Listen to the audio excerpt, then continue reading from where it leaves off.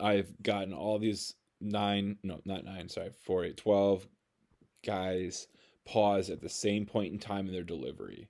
And that is as soon as the front foot has hit the ground, which we call this position front foot strike. And right when the foot hits the ground, right when the foot hits the ground, right when the foot hits the ground, and so on. So that's where all of these different guys are at this current time, is front foot strike position. We can kind of see that there are some universal things that every pitcher, no matter the size, what handed, arm slot, what it may be, that we want to try to get to, some checkpoints. One is at front foot strike is the very first time that our hand, our throwing hand, has flipped up or the hand has gotten above the elbow. And at this point in time, we're looking for the ball to be facing the same direction our chest is. So for lefties, that'd be ball facing first base. Righty, that'd be balls facing third base.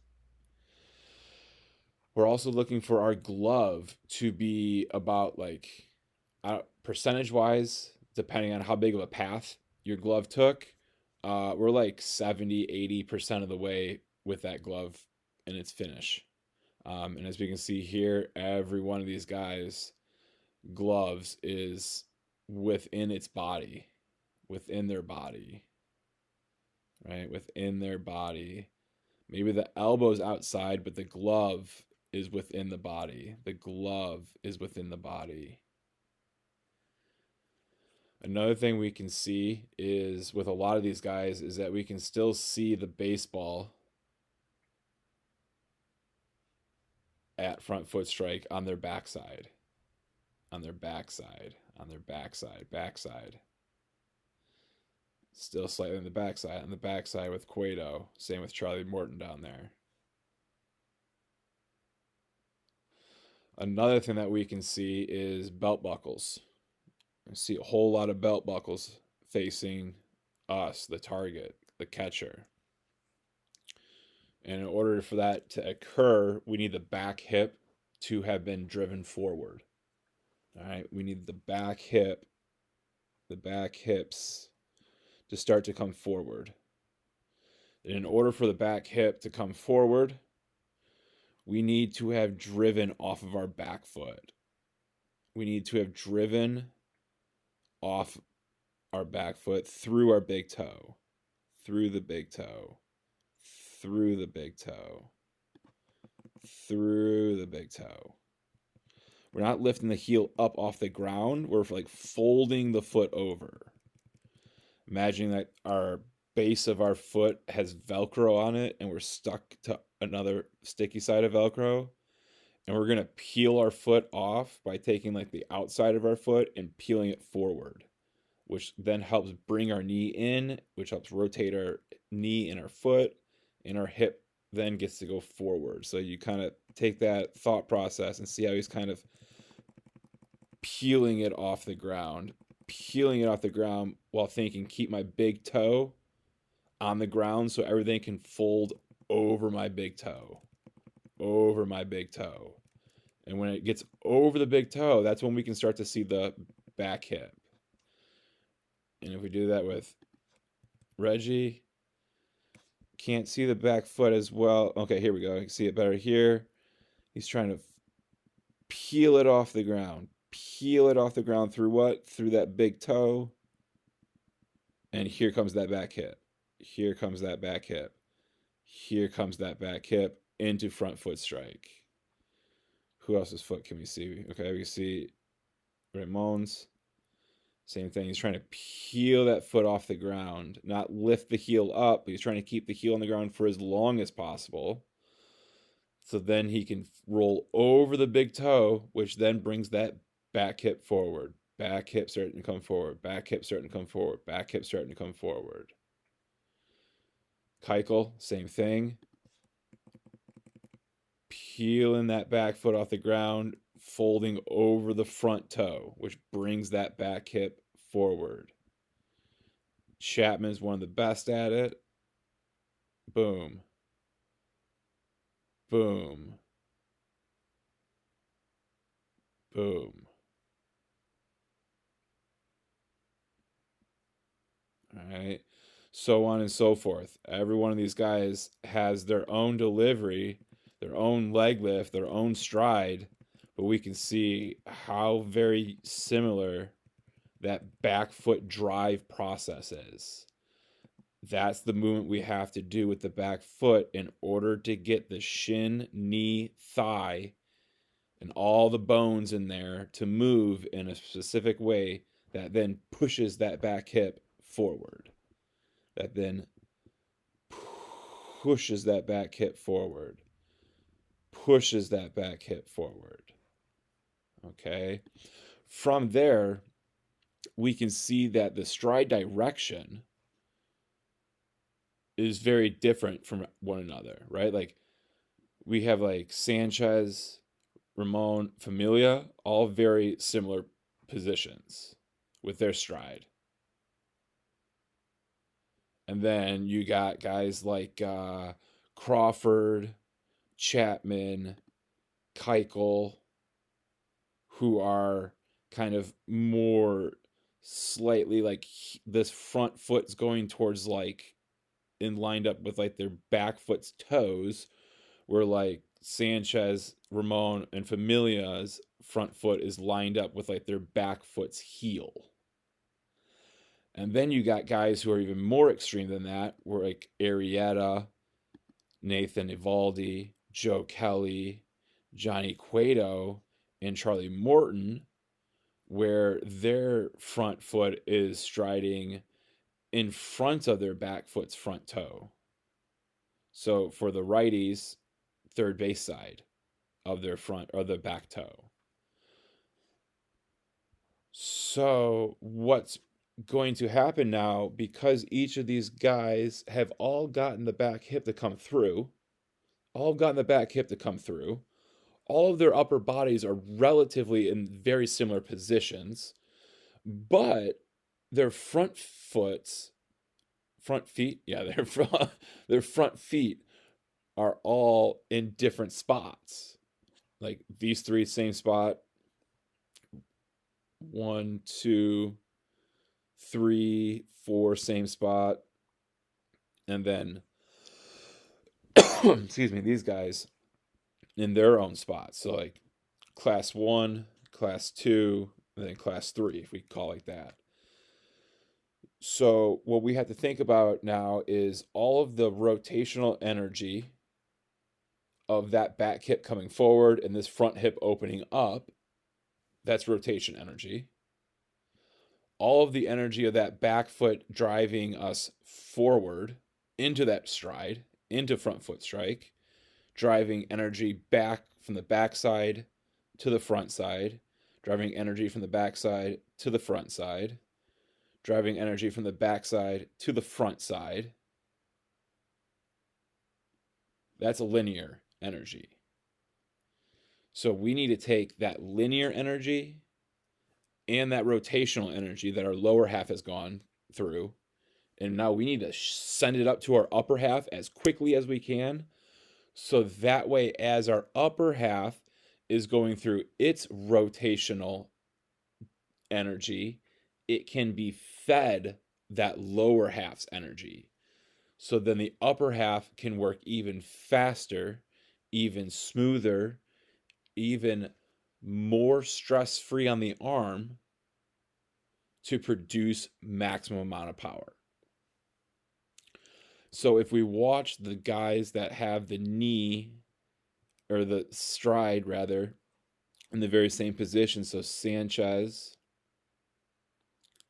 Ramon, and Familia, if we watch, their knee is not going to move hardly at all to the glove side, to the glove side. It's just going to pretty much lock out, which allows that back shoulder to come forward, which allows that, which then allows the back shoulder to come forward.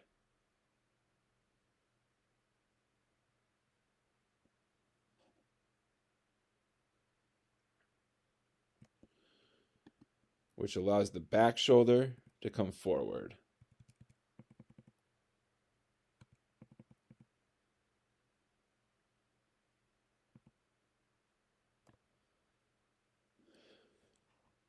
Now you have the guys where the knee is slightly like across the body or in front of the body, like the Crawford. We will see as he rotates, the knee will slightly roll out, but then it'll quickly stop and lock out the same way these legs locked out. So Crawford is going to start to swivel out a little bit, and now it's not going to swivel no more. And it's going to just lock out so the back shoulder can rotate energy down and out in front the same way. So Keuchel, we said, was in the same similar situation. We'll see his front knee slightly roll out. There's that slight roll out from there to there, but now it's going to lock out the rest of the way. Boom, boom, boom, boom, boom. We might see a slight little roll out here on Lester. Nope, it just held the whole time until it locked out. Chapman is probably not going to roll out at all. It's going to just lock out from there. Boom. Oh, little roll out, but then locked out from there. Okay, now the guys that have the far stride across their body, who are what people would say they're striding across their body or throwing across their body. Watching what the knee does there, just stays in place. It's just locking out, and then his body comes through that leg or around that leg. Same thing, locking out, and then the body's coming around that leg or through the leg. Joe Kelly, just locking out, and then coming through that leg or around that leg. Cueto is just staying. Oh, that doesn't go much further. Sorry. Wish I would have known that. Charlie Morton doesn't go anywhere, just locks out. So you can rotate around it or through it. Okay, so with those thoughts in mind about the things we're looking for at front foot strike and what that then allows our body to do after while we throw the baseball, we will then get you guys into your front foot or show you what you guys look like at your front foot strike position after one more time of getting to see again what these positions look like at front foot strike, which again is the moment that front leg or your stride leg, your leg lift leg makes contact with the ground.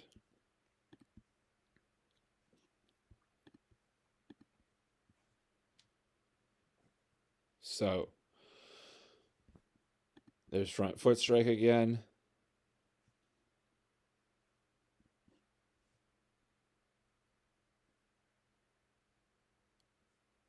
Glove by body.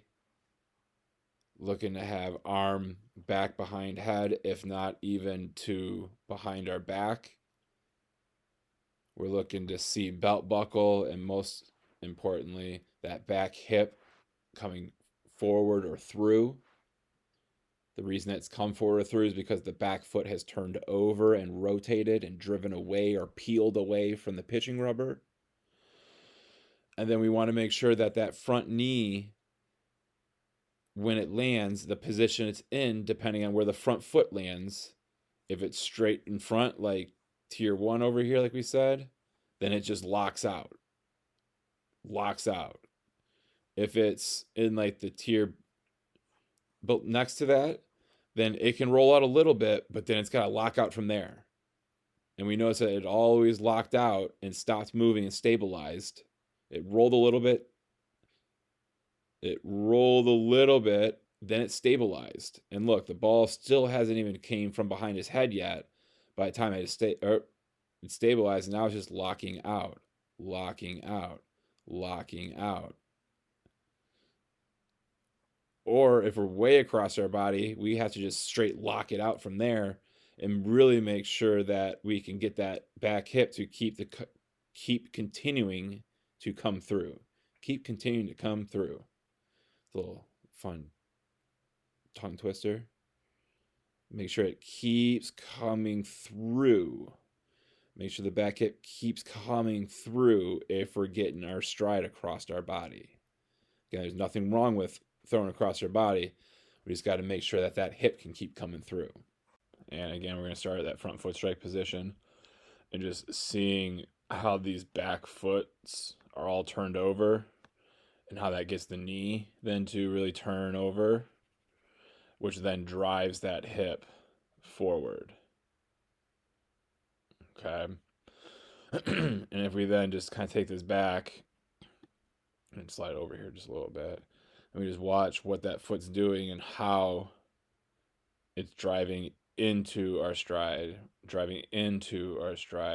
rotating that back foot into our stride. Boom, front foot strike.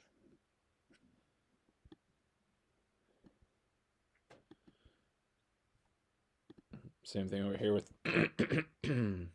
DeGrom, watching that back foot turn over, turn over, turn over, finishing the knees complete rotation, back knees complete rotation, and ultimately, and most importantly, getting that back hip to start to come forward at front foot strike.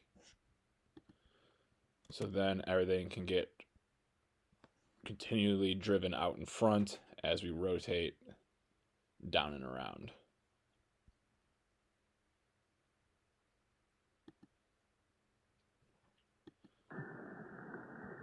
Down, out in front as we continue to go through with our energy.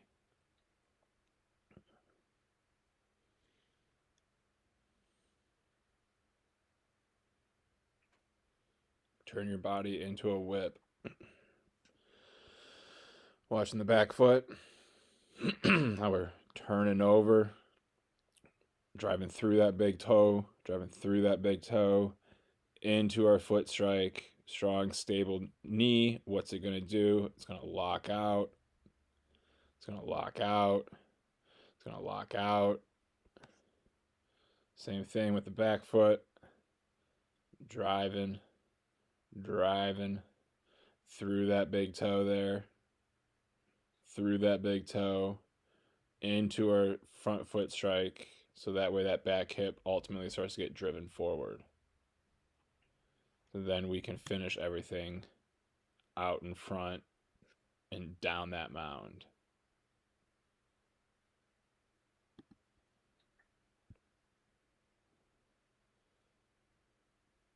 So we can get out in front and down that mound.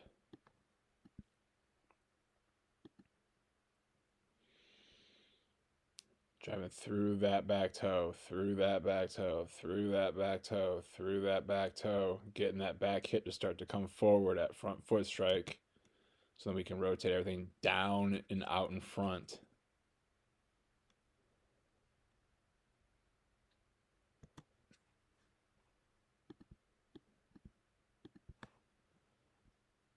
Back foot, back foot, back foot, back foot. What's the knee doing during that time? Look at the back knee turning completely over, rotating all the way over. Kneecaps facing back of this heel. Turn that knee all the way over, getting that foot to fold over the big toe. When we do that into our stride, the back hip starts to come forward. So then we can rotate everything down out in front. What's that lead leg doing? Locking out, locking out, locking out, locking out. Back foot, how's it getting there? Driving through the big toe, driving through the big toe, driving through the big toe, through the big toe. So at front foot strike, we can then finish everything out in front, down and through.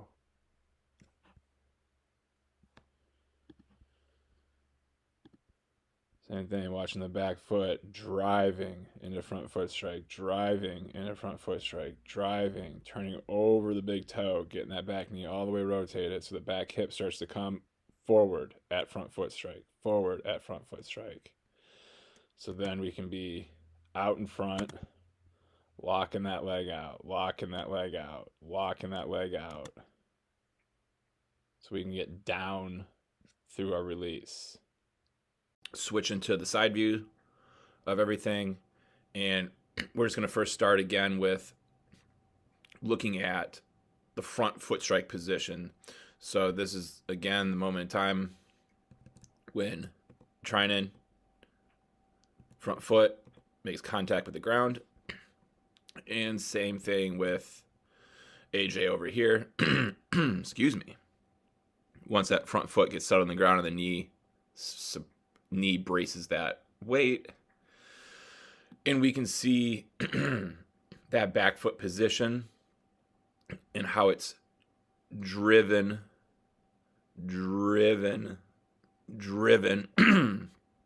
away from the rubber.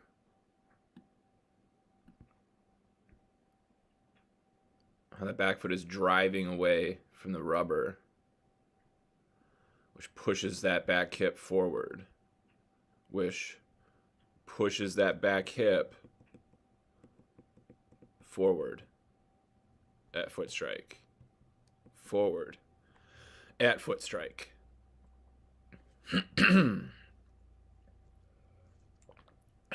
Sorry, I got a frog in my throat. We can also notice at front foot strike that the glove is finished or finishing, and we're looking for that, like that 90-ish degree being this is the time that the ball is facing the same direction as your chest. So righty's ball at third, lefty's ball facing first. Belt buckle's turned over. And then we'll watch as we go through the throwing motion how this front knee is going to brace itself. It's going to lock out. It's going to stabilize. It's going to block, whatever term you like to think or categorize it as. But that leg goes from a bend to no bend, from a bend to no bend, in order to help get all that energy that the lower body created and send it up into the arm and not allow it to stay down here in the knee and go forward or roll out. This is what allows us to throw the baseball down and out in front as we rotate around. And this is what allows us to rotate down, out in front and around through release. But we got to be able to start feeling ourselves really getting down. Really getting ourselves down at release and out in front with this forward trunk tilt. Our trunk is from our shoulders to our hips. This mass of our body we call our trunk. We want to be taking our trunk at foot strike is usually pretty close to up and down, and then we got to use our trunk to accelerate this throw down and out in front. When that foot lands in ground at front foot strike, we're usually more up and down, and we need to use that trunk to send that ball down and out in front.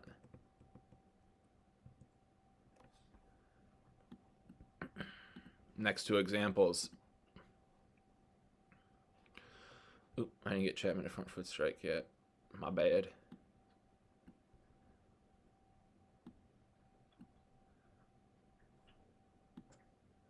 Okay, so if we watch this back foot, how it's just going to drive away from that rubber. Heel's not trying to come up in the air, it's just trying to turn over. What are we turning over? We're turning over the big toe. Watch this little piece of toe here that's in the bright, in the light. Should turn over. It folds over. The crease in the shoe is folding over that big toe so we can drive through it. And that's the movement that gets this back hip to go forward. That's what finally gets the pelvis to start to rotate forward. Gloves finishing, 90-ish degree angle, belt buckle, back hips coming through. Over here, watch that back foot. Through the big toe, through the big toe, through the big toe. Also noticing how long this back knee is staying back. Noticing how long this back knee is staying back and not constantly going in, down, down, down, down, down as his body's going out. Because if that's the case, his weight's going down and out. We need to try to keep that weight back. We need to try to stay in this back hip so we can drive that back hip. So trying to keep that knee above that back foot as long as we can, as best we can. Then when we can't, then it's time to start to rotate. Boom. So then now the knee is strong, and we can see how it's locking out, locking out, locking out. We land at foot strike, and we can see knee holding strong, trying to lock out.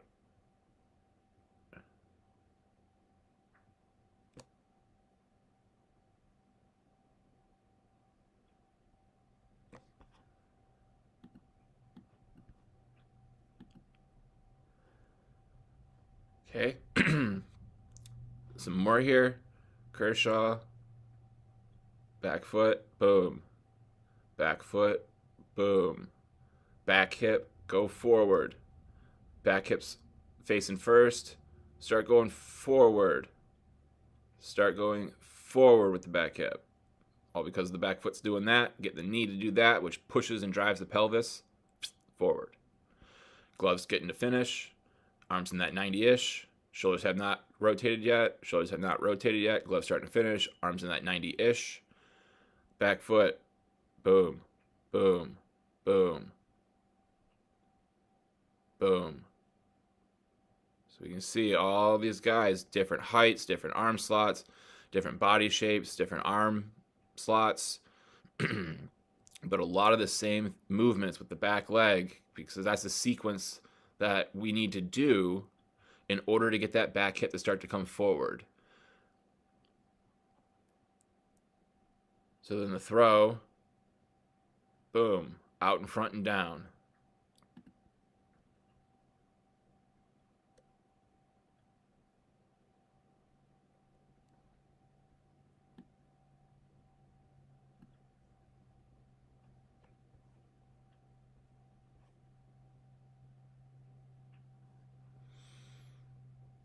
Okay. And then we got one more. Jake Arrieta, same thing. Back foot, 90-ish degree. Glove finishing. Belt buckle, back hip getting forward. We take that back. We watch the back foot. Boom.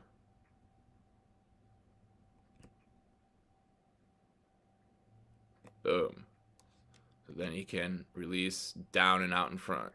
Leg locking out. Front leg locking out. Front leg locking out. Front leg locking out.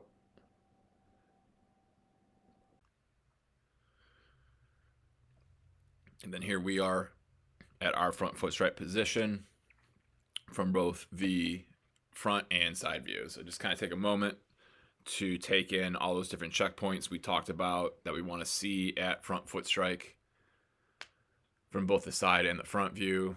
Which checkpoints are you able to say you've gotten to? Which checkpoints can you say maybe we need a little bit more in? And more, I mean like more improvement, whether it's less of something, more of something, tighter angle, less angle, you know. And then what we're going to do is we're going to start getting these just to play through from here so you can see then how your body flows from this position and into and out of this position. So We can go like this.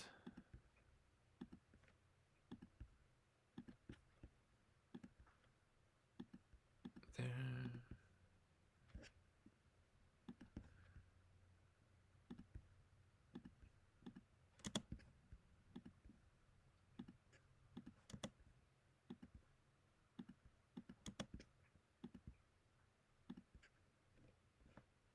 So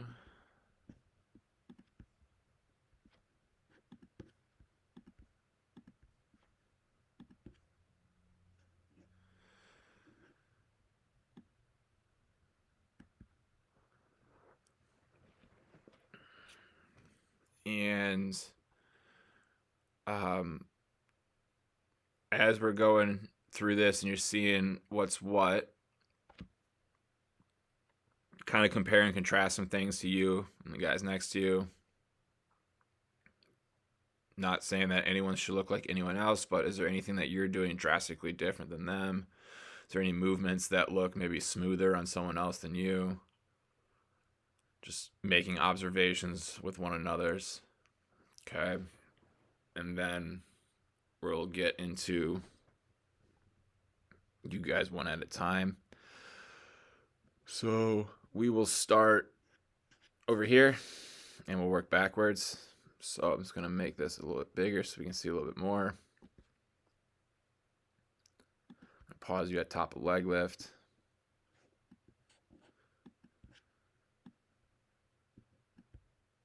And pause you at top of leg lift. Okay, so from the top of the leg lift, we can see that we got some pretty decent flexion or bend in our back knee. Where when we started, we're pretty straight. We had a slight little bend. And then as we're bending, we kind of see that first movement is there, which isn't necessarily a bad thing, but it could be a potential timing issue down the road.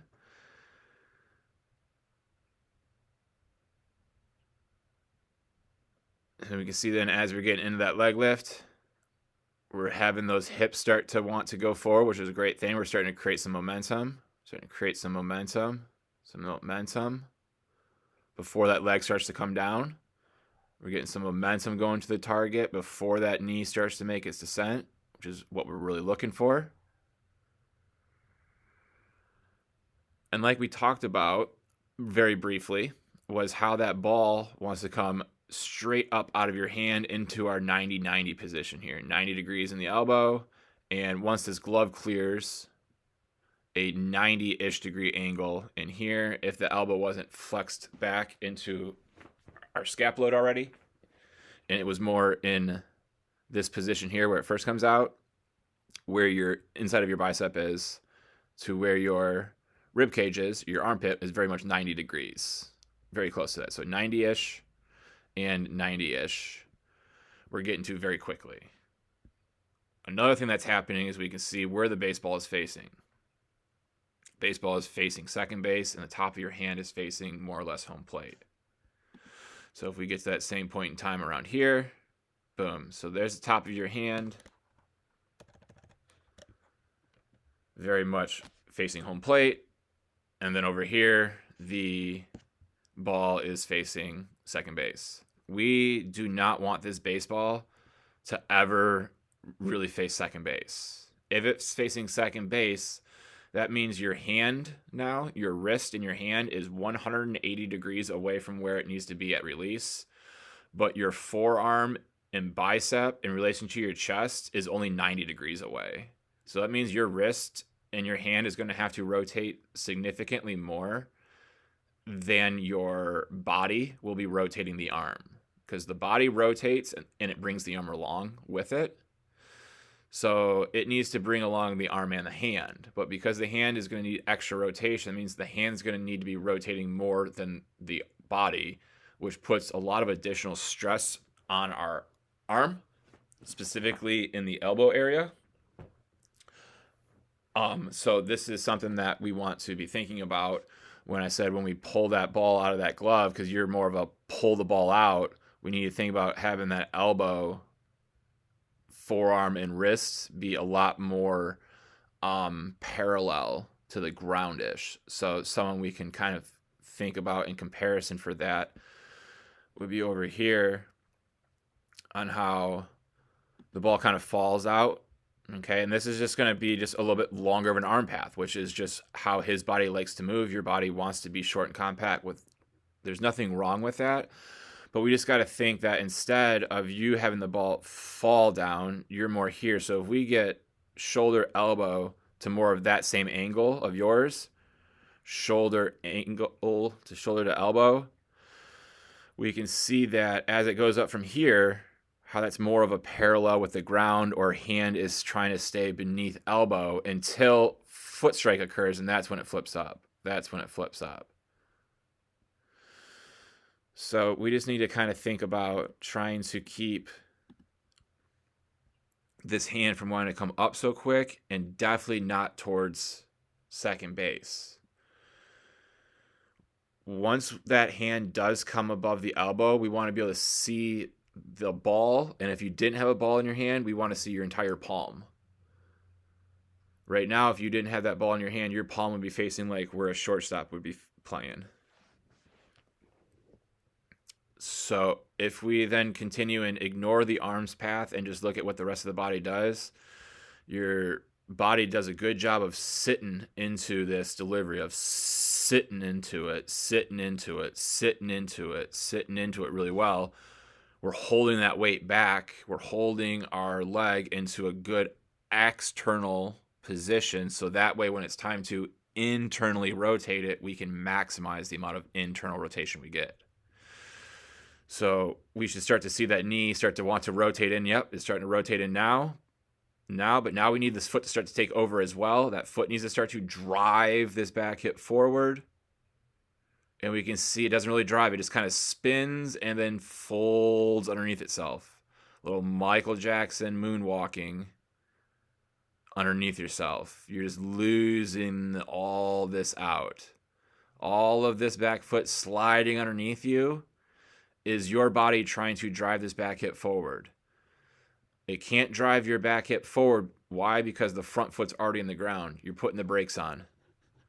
Yet we haven't driven yet. Now we're trying to drive that back hip forward, but the foot's kind of kicking out behind us, and as that foot's kicking out behind us, your shoulders are rotating through. So now we're trying to throw with this kind of crisscross motion, which is not ideal type of rotation for getting acceleration out in front and down. And then around. That's why we can see there's such a heavy drop, which again, there's nothing wrong with a low arm slot, but we can just see that how much the elbows are falling down. Now they're trying to catch up and stay on plane the rest of the way. It's just a little bit of that catches a little bit of extra something, so that when that front foot fully gets into the ground, when that front foot gets fully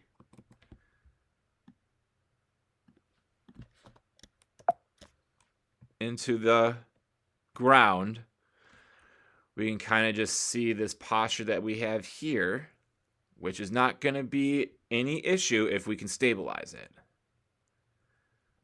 I believe if we were able to drive this back hip better, meaning drive this back hip, foot's not on the ground yet, back hip gets to go forward. This is not going to kick out. It's going to stay in place. We're going to go forward more, which is going to help this front leg, instead of landing here, it's going to continue this rotation. Instead of stopping here, it's going to continue its rotation so this knee can get a little bit closer in line with the hip, which will help the foot get a little bit more underneath the hip as well. We can still have a slight cross our body, but we're just missing out on that little bit of that extra drive. And that extra drive would give us more time with this front leg in the air, which would mean it would continue to rotate more, which we can't assume anything besides the motion it started would continue this same motion, just longer, getting us a little bit more of a straighter. So instead of here with the outside of the foot, maybe the outside of the foot is like right here. We're talking like an inch, maybe an inch and a half only. But then that inch and a half only is going to change this angle a little bit, which will make this knee a little bit easier to stabilize because the angle from hip to foot won't be as extreme. It'll be a little less extreme, which will make it easier to stabilize that knee as we come through. We can kind of see there's just a little bit of a wobble in this front knee here. Just a little bit. And from the side, we can see a little bit of how the foot hits, and then just a little bit of a wobble, because that knee still wants to rotate out a little bit more to get in better alignment. And now that knee is stable. There's the wobble. Now it's stable. We can see how the shoulders are starting to come through. Now we're able to stabilize it.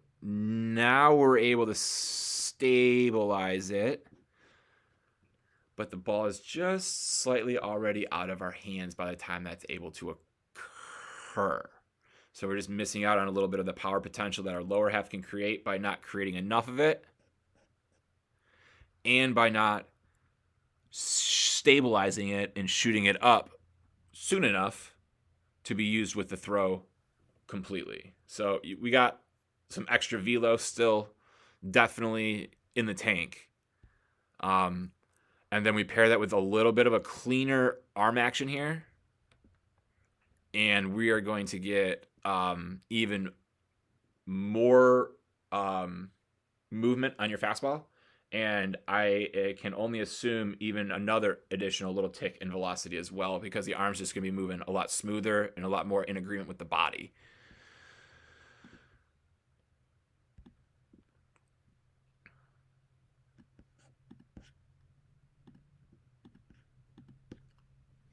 All right, then we'll come over here.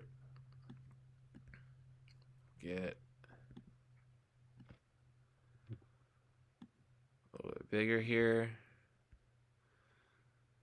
We'll get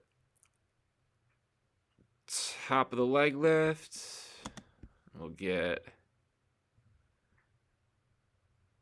top of the leg lift. Okay. So what we can see from the side view especially is how we're doing a good job of trying to get those hips going, as that leg is getting to 85, 95, 100% of its leg lift height. We're getting those hips getting in a forward direction, which is going to help us create momentum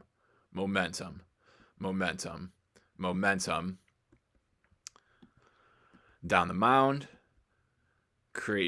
helping us create that momentum coming down the mound. So we're about at similar points in time here. So going back to the side view, we can see that this is about the point in time that our front foot is beginning to be the lead body part ahead of us, which means now this front foot is going to start dictating when we hit the ground, because the more this front foot gets in front of us, the more body weight gets in front of us, which makes it harder for us to continue to sit into this back hip and makes it harder to keep this back knee staying externally rotated back. So like we mentioned over here, so we could maximize the amount of internal rotation. So from this moment on, we should start to see the knee, either the hips continuing to sink or the knee starting to rotate. We can see it's the knee wanting to start to rotate. And then we get into front foot strike. Boom. Boom. Boom. Boom. Okay, so our back foot is trying to do that good drive through the big toe, But we can see right when it's really starting to turn things over, we're in the ground. And that's what results in front foot strike right there. If we had baseball pants on and we had a belt, we could probably say the belt buckle would be somewhere right in here, which means we can begin to see the back hip coming through. Okay? And because we've started to get through that big toe, before that front foot hits the ground, that helps the back hip start to go forward. And that's what we need from this lower half. Now, could we get this back foot to have turned over for longer and gotten to further stages of it turning over before the foot hit the ground? Yeah, for sure, because as it's trying to do that, the foot's kind of losing connection with the ground, which means we could have just driven a little bit more before the brakes get put on to drive this back hip even more forward, while this front leg continued to drive forward, meaning our energy production is still peaking. Then the front foot hits. So we can say this is a timing thing, right? We do the movement. We know the process of keeping the heel down to the ground for as long as we can. We know the concept of sitting in the back hip. Now it's just driving through that big toe a little bit more aggressively, potentially maybe a little bit earlier in the knee's rotation process. So maybe once the knee starts its rotation, we get to here. Now the back foot starts to turn over. Instead of waiting to here in the knee's rotation process, maybe we start trying to get knee gets to here. Now we start to try to get the foot to turn over instead of waiting to now to get the foot to turn over. So then maybe we can get it to not hit front foot strike here with this turned over, but getting it more to here at turned over. And we can just see how much extra front foot strike is right here where the hip is versus there. How much extra we can get those hips to come through. Plus how well you separate upper lower half, your body can still hold that pretty well. So if we can avoid front foot strike from happening slightly later, or if we can try to get our front foot strike to occur slightly later, meaning it stays off the ground for a slightly longer period of time, that would allow the back foot to go through more of a turnover process, more of a drive process, helping get that back hip driven forward through more, ultimately resulting in the hips rotating more, creating more power from the lower half that we can then send to the upper half once we stabilize this knee and lock it out. Okay, so we're going to see, can this knee stay here as we go to throw, but we can see no. We get the front foot strike. The knee wants to continue to rotate to here to get in more alignment with this before it then can stabilize itself. Before it can start to, we can see even over here how it front foot strike, knee stables, and now we're here.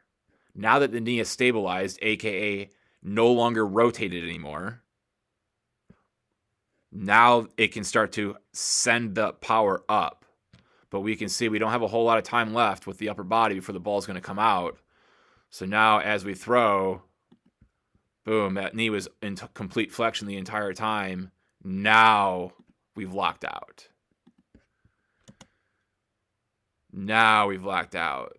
So the very quality movements that you're operating with the lower half, unfortunately, is not able to efficiently or maximally convert that power and energy up to your upper body on time, because this knee is just a little delayed in locking itself out. Why is it delayed in locking itself out? Because it's delayed in stabilizing. Why is it delayed in stabilizing? Because when we get into front foot strike, boom, this knee wants to rotate more. We need more time for it to rotate more. It needs to be able to rotate to this type of position, because once it gets here, it can stabilize. Okay, so how do we get more time? We already said we'll get more time if we drive that back leg more. How are we going to drive that back leg more? We need more time. How are we going to get more time? We got to keep this front leg off the ground more. How are we going to keep that front leg off the ground more? That comes back to the thought process of when does the back foot start to drive? And right now it's driving maybe a little too late for you. A little too late for you. Maybe instead of waiting until the knee gets to this type of rotation before we drive, we got to get it to this type of rotation and then start to feel the back foot drive. It's just timing. Just need a better, more efficient backside drive into foot strike. You're getting like, we could say like 85, 90% drive into foot strike. There's just a lot more out there, which is going to help you tremendously with overall timing and synchronicity with your body, which ultimately is like kinetic chain, which is just how we flow, how we move our body, how we produce power. So we'll let that continue to go. And as we get to our then final guy, we'll get you as well to the top of your leg lift, to the top of your leg lift. We can see you're another guy who's doing a really good job of trying to get those hips to start wanting to go and gain ground as we're getting to the top of that leg lift, the last like 85, 90, 95% of our leg lift, trying to gain some ground. So then we can do a really good job then of just kind of sitting into it, knowing that as we're sitting into it, we're definitely gaining ground because of that initial hip going forward at the top of the leg lift. So you do that really well. Another thing I like is that hand just falling out of that glove. We're in that good position like we were trying to talk about over here, with top of the hand to us, ball to first, and trying to maintain that type of posture with the hand as we go through whatever arm path we feel our body wants to do. All right, so your arm wants to go from here to here. So it's really just making a little semi-arc, a little semi-arc, a little semi-arc. Now we're getting loaded, which just looks over here. That just looks about right here. Boom. We're just getting these scaps loaded. Our scaps are the muscles that surround our shoulder blades, that when you pinch your shoulder blades together, those are your scap muscles. We're just scap loading right here. Okay, so we're about the same period of time, relatively more or less. Let me take this back just a little bit. Boom. All right. So again, you're a guy that's doing a good job of keeping this back knee, trying to keep it in an externally rotated position, trying to keep it back, back, back, so that when it's time to rotate, we can maximize the degree or the amount of rotation we can get. So again, we can see right about here is when our front foot is going to start to take over, because it's going to be the lead body part, which means shortly after this, we're going to either have to continue to sit, or the back knee is going to have to start to rotate. And we see you are a knee is going to start to rotate guy. So we have maxed out our sit, and now we're going to start to rotate that back knee, rotate that back knee, rotate that back knee. We're very close to front foot strike, so we're very close to front foot strike over here. We get you into that there. We'll say you're kind of hitting on the inside of the foot, heel, inside the foot, toes, complete foot. So say once the whole foot gets, it's about right there. Come up top. Once the foot gets fully in, we'll say it's about right there. Okay. So then we got those two positions. We can see shoulder really wants to fight to stay in, meaning not opening up.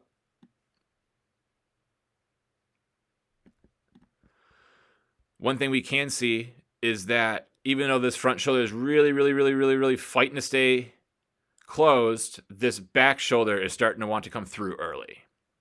And we know that because that front foot strike, we can kind of already see the hand.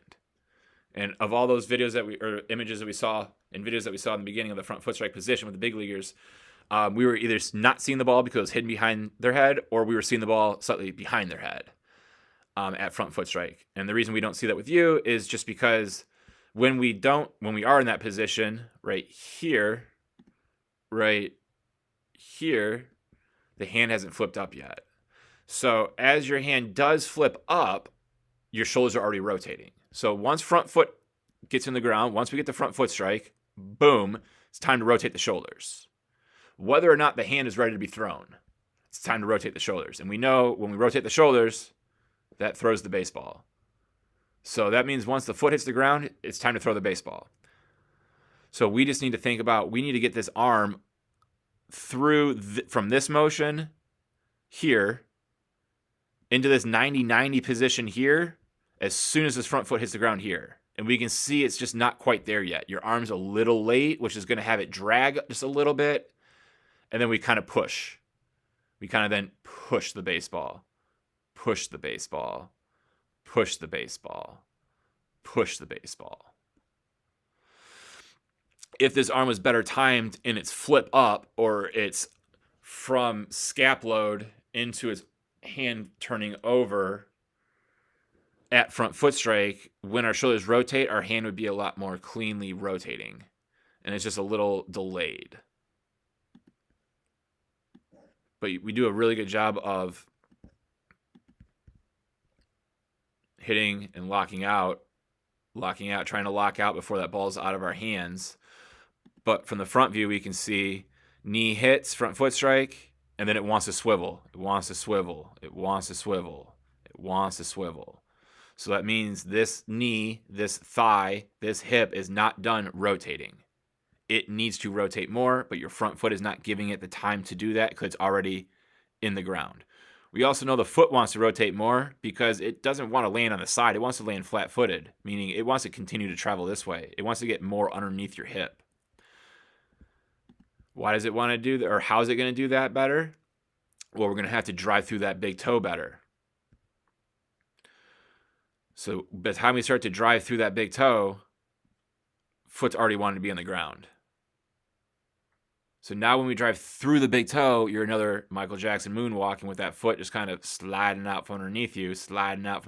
So as that back hip is finally starting to be driven forward, it's not because of the leg anymore. It's because the back shoulder is bringing it forward. Back shoulder is bringing the back hip forward. Back hip forward, because back shoulder is going forward, which means the back shoulder now is not driving or rotating effortlessly, smoothly, quickly. It's doing the opposite of that. It's having to go slower because it's dragging your entire leg with you. It's having to use more force because it's dragging not just the inertia of your arm and the ball, but the entire weight of your back leg. So we do things very well at the end with the lockout, but it just happens too late because the foot hits the ground, then the knee stabilizes here, and by the time the knee stabilizes, we can see that the ball is already out of the hands. Now we lock out, and the ball is well out of our hands. So we're just a little behind with some things there. Again, it's mostly timing. Your body understands what it should be doing. We're just not providing it the time to do it. So we just need to learn how to get more aggressiveness off of this backside through drive with our big toe, through that big toe into our stride, versus getting that front foot strike down and then like only having like 50 or 60% of that backside drive completed. So I'll get one more big leaguer to compare once again all these things that we just hit on.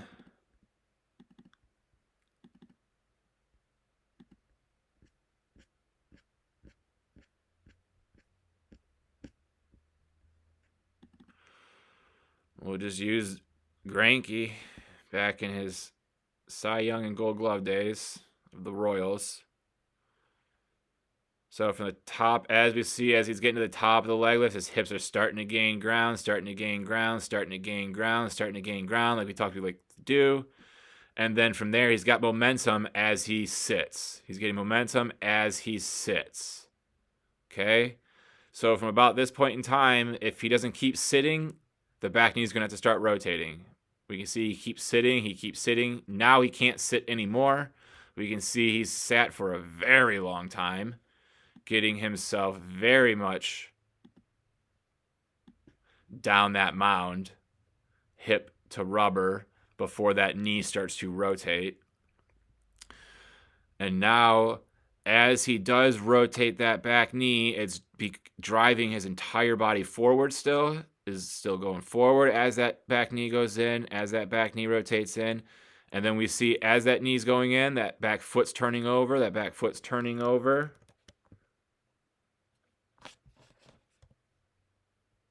As the knee goes in, back foot turns over, boom. Boom, watch how that back hip then gets to go forward. Back hip then goes forward. And now he's in front foot strike right there. So we can see that 90-90-ish, gloves in the finished position, belt buckle going to target, back hip's going forward, back foot's turned all the way over. Now this knee's not going to have to wobble out at all because it rotated into a good position, so then it can just lock straight out. So that way it's locking out as we're throwing, as that ball's coming out, sending all that energy up, energy up, energy up into the throw.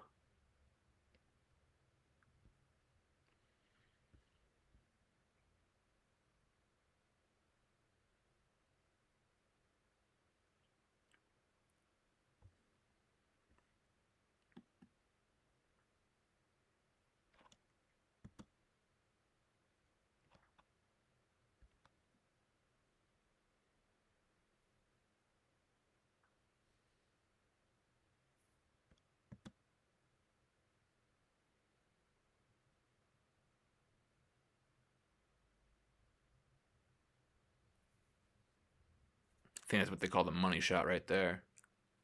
Boom. Okay. So let's take it from the front views. Do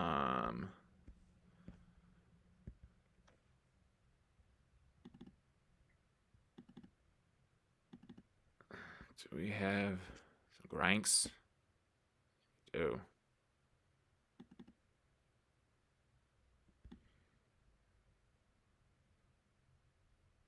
Okay. So then you can see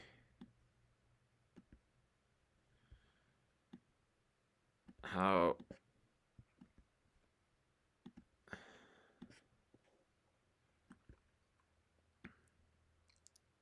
front foot strike.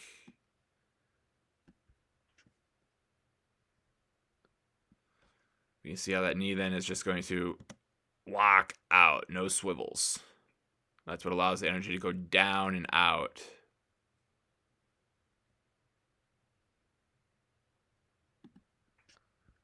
Don't care about that.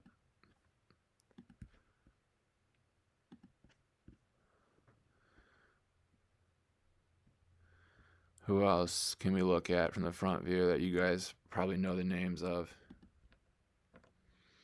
Although not in the greatest public spotlight right now. Fantastic ability to move his body extremely efficiently.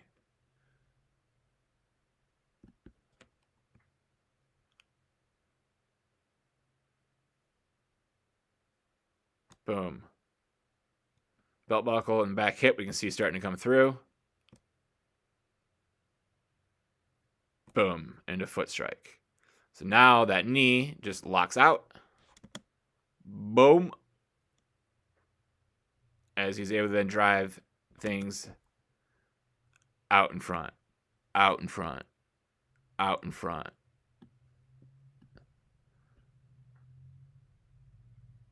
Out in front, out in front, out in front.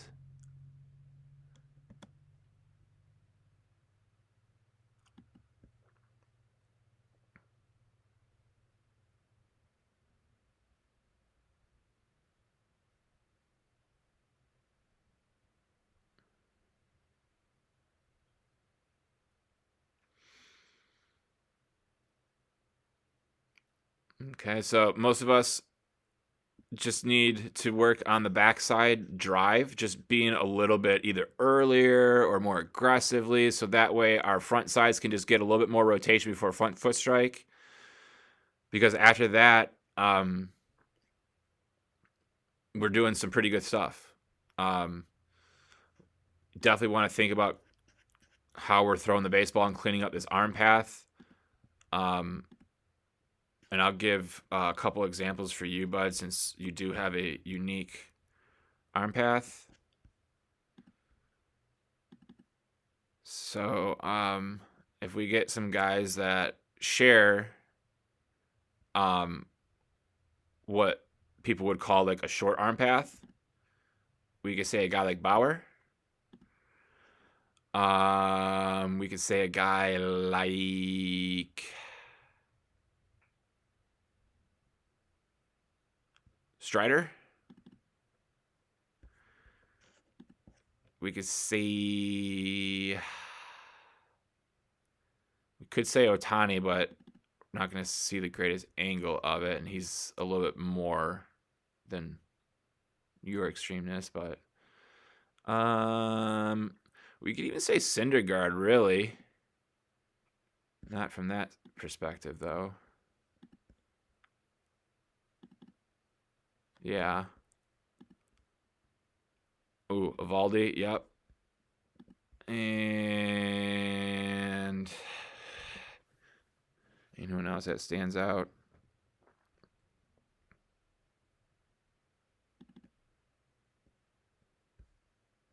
We're not going to see anything from that. All right, so we'll just use these guys for you, bud. All right, so a lot of these guys are kind of shorter arm path guys, okay? But we can see it's still kind of falling out of the glove. It's just not doing a whole lot over here before it gets into this position. And then right before front foot strike, boom, now it comes up to that 90-90.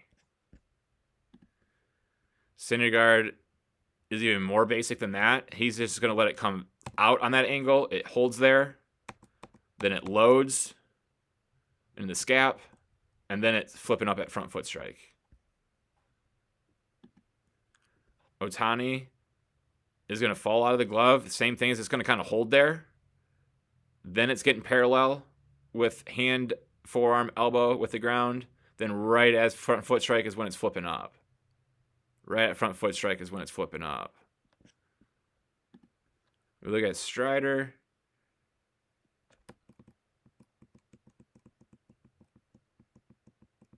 All right, that's a very compact arm path here. Very compact. But then again, right when his elbow, forearm, and wrist get parallel with the ground is right before front foot strike, because right at front foot strike, boom, is when the hand flips up for the first time. We can just see instantly your hand is already above your elbow and it just stays there the whole time. And that's just a lot of stress then to get it to go from here to here with no movement helping it do it except for just the body's rotation. We want to see a lot more of the flip going on, a lot more of the arm flipping into that rotation. And we're going to be able to do that a lot easier if that ball falls out of your glove a little bit more, or at least minimum, we get that elbow to be higher than the hand for as long as we possibly can. We just hold more of like a infielder who's just separating his hands to turn two, and that ball's just down to the ground, and that forearm is facing the ground, and it's just parallel with the ground. And we can just hold that position as we go through our scap load. So that way the arm can flip up to then lay back. Instead of already being up, and then trying to lay back, it can be more like down to flip up to lay back. It can flip up to lay back. It can flip up to lay back versus being up. Nothing's helping it really lay back besides rotation. And that's what can really cause a lot of extra unneeded stress in the elbow.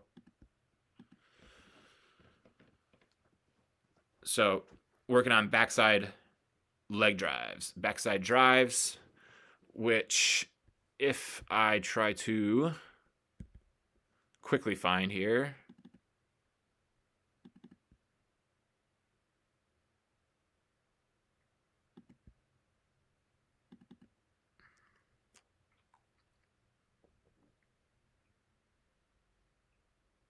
we can do good throws like this to help us with our backside drive. All right. we're just learning how to get momentum.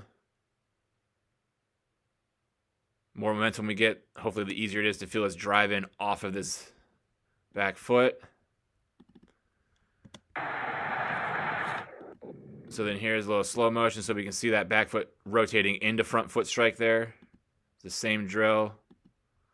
Hopping back, hopping forward. Rotating into front foot strike a little bit more completely. All right, so that's a drill that we can do while throwing. All right, this is another one right here that we can do to really help us feel that we got to drive through this big toe, big foot into our stride. Is just really put that front leg into a completely different position than it's used to. We call this like a hook 'em throw.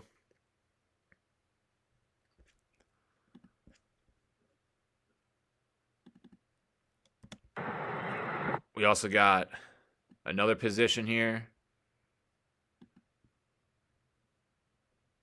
where we're just really over exaggerating those hips getting out in front. So if we don't drive through this big toe in time, it's going to be very awkward at the end there. All right, so we can see a lot of similarities with what these throwing drills look like to help us be able to execute a better drive. Here's a dry drill of that without having to throw. Really over exaggerating the drive that we can get.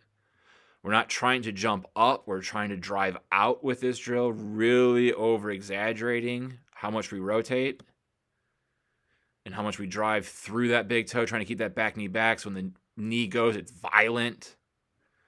All right, we have the ability to really over exaggerate things. See how much the belt buckle has turned over, the back hip through. We can see the pocket already over here. We know that's all the way turned, and the shoulders are fighting to stay squared up where they have been the entire time. They're trying not to rotate as the entire lower body rotates, creating that upper lower half separation. So this is the dry drill that we can do to help us be able to feel that backside drive.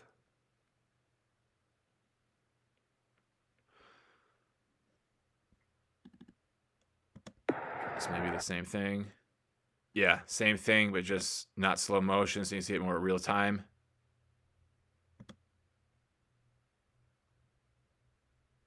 Okay, so things we want to be thinking about, we can start to work on with those drills right there. And then I'm also sending your coach some mobility and stability drills that'll help us with this front foot strike position. And then I'm also sending arm care drills that we can start cranking out every day to start bulletproofing those shoulders.